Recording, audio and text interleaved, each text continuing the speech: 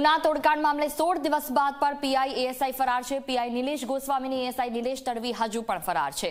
એસીબીની રેડમાં ઉના પીઆઈનો વચેટિયો ઝડપાયો હતો। 30 ડિસેમ્બરે અહેમદપુર ચેકપોસ્ટ ઉપર રેડ કરી હતી।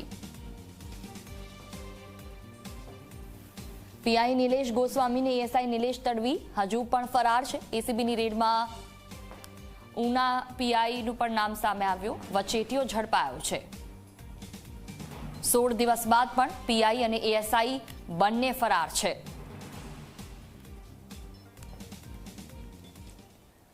દેશભરમાં અત્યારે માર્ગ સલામતી મહિનાની ઉજવણી કરવામાં આવી રહી છે। 15 જાન્યુઆરીથી 15 ફેબ્રુઆરી સુધી માર્ગ સલામતી મહિનાની ઉજવણી ચાલી રહી છે, જે અંતર્ગત ગુજરાત સરકારે એનઆઈસીના સહયોગથી વન નેશન વન ચલણ પ્રોજેક્ટ શરૂ કર્યો।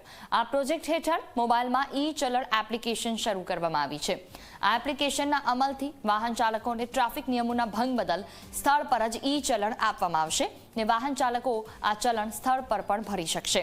આ સાથે 135 દિવસ સુધીમાં ચલણ નહીં ભરનાર વાહન ચાલક સામે કોર્ટ કાર્યવાહી કરશે।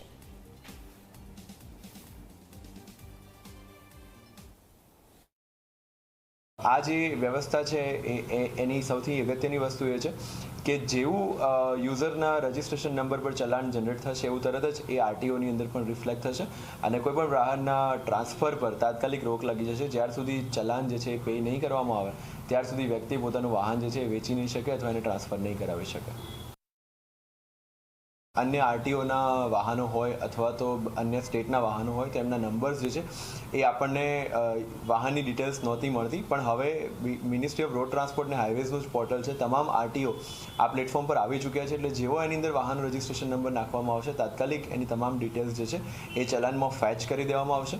આ ચલાન જ્યારે જનરેટ થાય છે ત્યારે વ્યક્તિએ જો સ્થળ દંડ ભરવો હોય, ઓન ધ સ્પોટ કેશમાં પૈસા ભરીને અને રિસિપ્ટ લેવી હોય તો એ જે ટ્રાફિક પોલીસ છે એને પૈસા જમા કરાવી અને રિસિપ્ટ જે છે એ પોતાના નંબર પર મેળવી શકશે। જે વાહન ચાલકોના મોબાઈલ નંબર જૂના છે અથવા તો એમની પાસે નથી એ mParivahan.gov.in વેબસાઇટ પર જઈને પોતાનો નંબર જે છે એ ચેન્જ કરાવી શકે છે।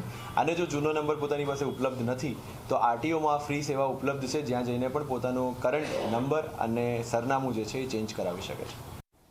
વડોદરા શહેરમાં ચાલી રહ્યું છે અધિકારી રાજ।